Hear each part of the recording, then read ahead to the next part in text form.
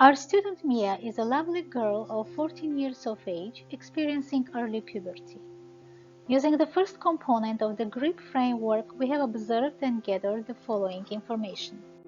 Strengths: good at sports and arts, likes maths and science, has two close friends, supportive family, cares for academic success, and wants to do visual arts at university. Issues: forgets class content and struggles with learning, no large group of friends, preoccupied with phone in class, target of cyberbullying, truancy, parents struggle with limited English and financial means.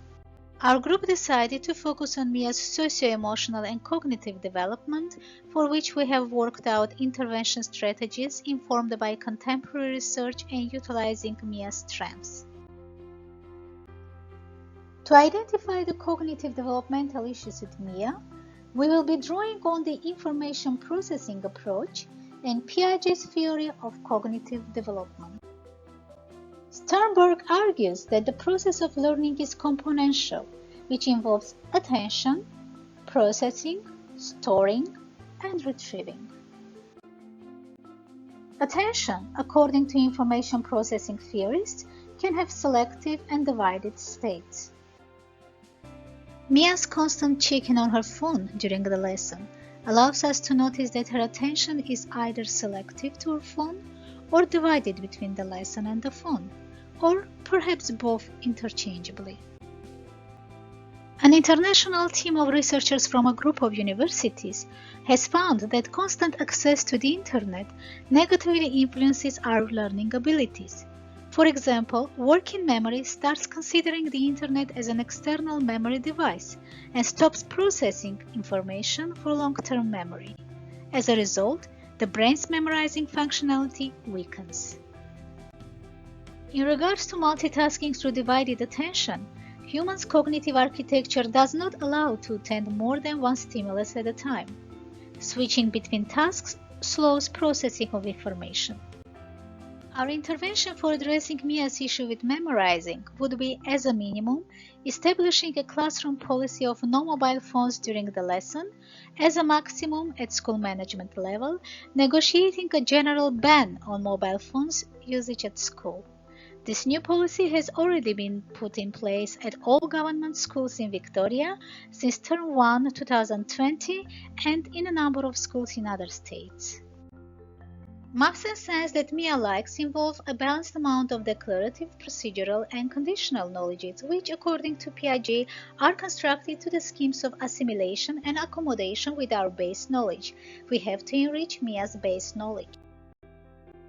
Our intervention for Mia's academic progression would be assessing Mia's zone of proximal development according to Vygotsky's conception, providing relevant assistance by involving her in a homework club, and scaffolding the areas where she struggles. Also, we will try to source art schools that provide scholarship and will help Mia's parents in applying for them. Scientists found out from fMRI, prefrontal cortex is the area controls impulses, makes the decision, even though amygdala is the area stores our emotions. And we also know prefrontal cortex is the area won't even stop developing until mid-20s.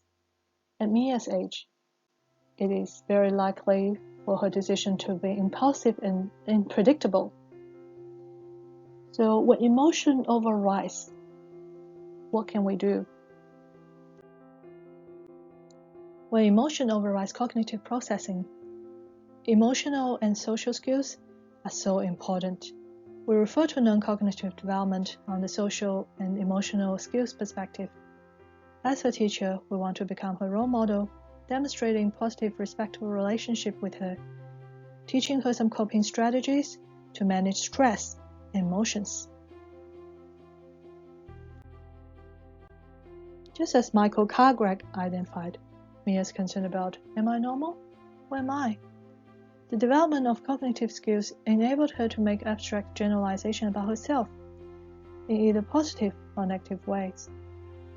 At this stage, she's not only influenced by her family member and parents. She could be strongly influenced by outside forces such as friends, social groups, schoolmates, social trends, and even popular culture. This coincides with the finding from developmental psychologist Erik Erikson. Mia's at the fifth stage, identity versus role confusion. Mia is a victim of cyberbullying. Studies have found strong correlation between cyberbullying and traditional bullying. So it is very likely the person bullying her online is the one bullying her in reality as well. The rate of youth suicide is the worst outcome worth noting from cyberbullying. Various longitudinal and meta-studies have proven social and emotional well-being affects schooling outcomes, social development, capacity to contribute to workforce, and reduction in rate of youth suicide. These are some examples of coping strategies I would like to introduce to Mia to develop her emotional intelligence with emotional literacy from the Wheels of Emotions from Patrick, downloading the Smiling Minds app, practicing meditation as part of the mindfulness practice, using CBT strategies to form new schema. And this is where I can extract my resources, cast off